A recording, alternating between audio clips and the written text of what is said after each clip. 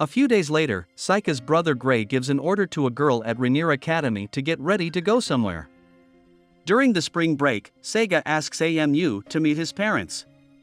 This comes as a surprise to AMU, who had been under the impression that Saika was going to propose to her. However, Seiga explains that his parents are eager to get to know AMU. After Effa and the others said their farewells to Saika and Saika had a conversation with Yuki about an important person visiting his home, Saika also asked Mabel to come to his house. This information had already been relayed to Saika by Blaze. The individual in question is hoping to have a face-to-face encounter with Inu and Saika. Saika really doesn't want anything to do with politics. His primary objective is to live life dishonestly rather than to demonstrate his strength to other people. Nappa's father is not looking forward to the arrival of spring break. Saika and his friends are welcomed by Edith. Saka remarked that Ruff's aura had significantly evolved since that time. Ruff progressed in his understanding and gained the ability to make better decisions. Saika is pleased that Ruff is working hard to become the next potential leader of the region. After that, Saika introduced AMU and Mabel to them, but AMU was very nervous because she did not understand noble manners. As is customary, Aoife greeted both her mother and her father. Ruff was taken aback by Aoife's stunning new appearance, while Saka's grayish complexion caught him off guard. Gray had been waiting for Saika for a long time. Of course, Saika greeted him and asked about Gray's activities in the Empire. After that, Gray thanked Saika because the activities in the Empire were very enjoyable. Even Gray can use sword and magic to his heart's content.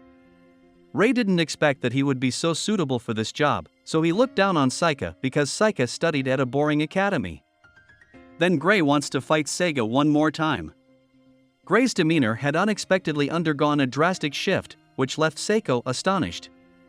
AMU is aware that Gray is a member of the Lamprush family due to the fact that Effort and Seiga often tell about it. Because of that, AMU screamed and challenged Gray to a sword duel. Then Saika introduced AMU to Gray. AMU's sword techniques were far more advanced than Saki's, so if Gray wins against AMU then Gray will fight Saika. Then Gray agreed to AMU's challenge and asked Saika to be the referee. Boys, I am who you say I am. Boys. Gray claims that real combat doesn't care about tricks, imitations, copies, or anything else. As long as you can win, all means must be done.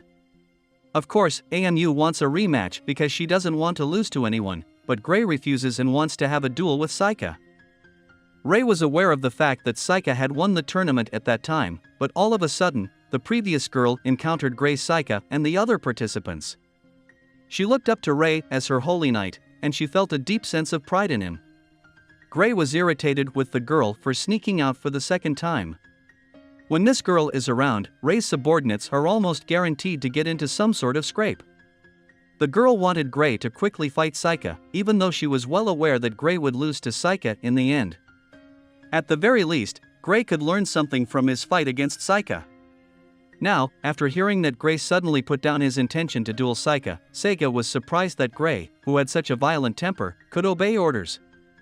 Then Gray had introduced this girl to the others, and in point of fact, she was the Holy Imperial Princess named Fiona Aligraph.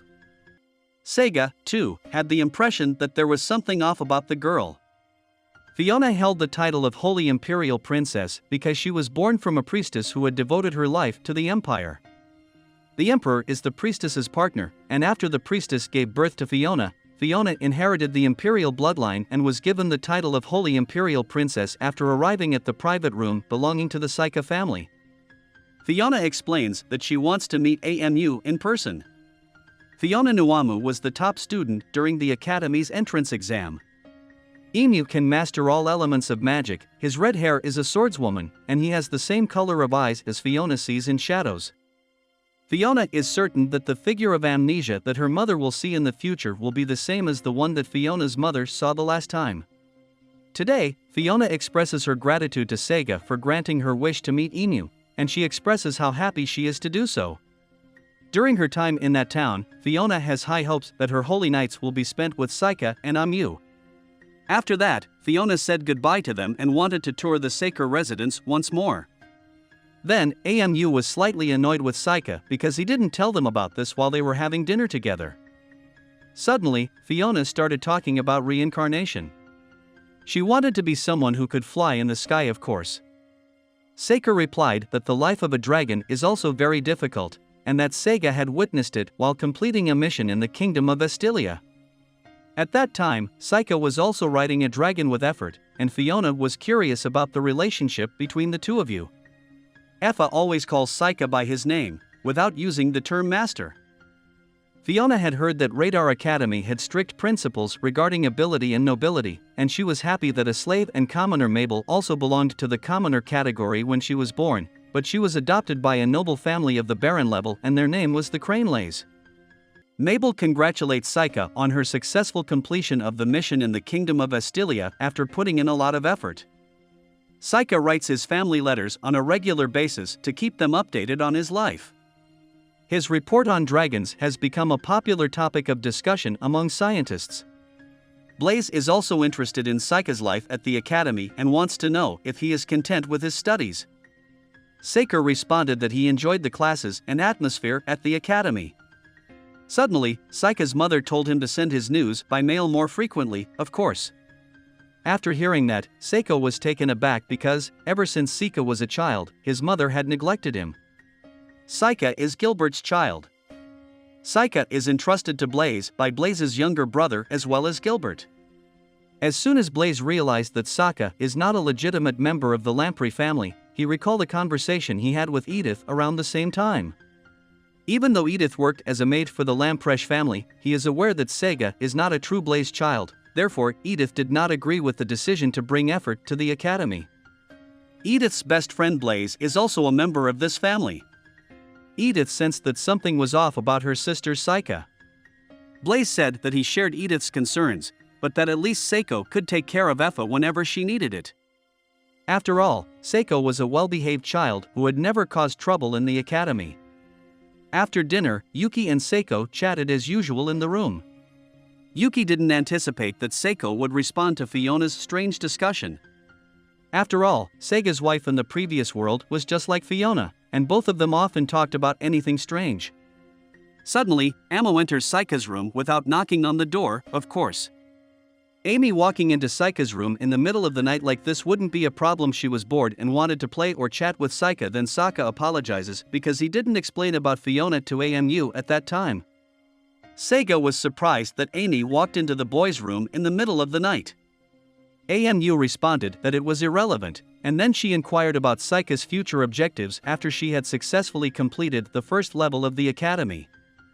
I don't seem to be cut out for studying at the academy, and it would be more appropriate for me to learn anything else.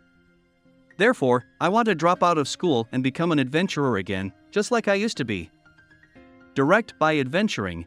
Then Seika replied that he would follow Amu to become an adventurer. Seiga wanted to keep his promise when Amu was naked in the dungeon at that time. Of course Amu was surprised because she thought Seiko was making false promises at that time, but Amu feels very happy because she can adventure with Seika again. Sokka says that he is clueless about the adventurer's life, so he asks Amu to teach him the way of an adventurous life. Amu promises to teach Amu is the target of Seika's concern because he does not want the same thing to befall her as it did in the previous world. Gray and Seika headed in the direction of the town at Fiona's request. By the way, Mabel is still sleeping in her room, and I think she looks adorable. Then, Fiona held Seiga's hand while walking around town, and Amu was surprised because Fiona was being too aggressive like that.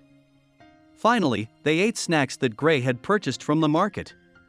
Fiona was envious of how close the lovers were, and Seika was dumbfounded that Gray could actually care this much.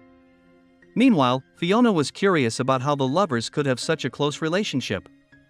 Amu and Seiga then explained that close relationships usually occur because one gives something special to the other, and after that the couple's relationship usually becomes closer. For example, Amu and Seiko once saved each other in the Forest Academy dungeon after hearing that Fiona wished someone could save her from an incident, but Fiona said this while glancing at Seiko, which of course Sokka understood. Above them, you should fall. They were able to survive thanks to Gray and Amu's efforts.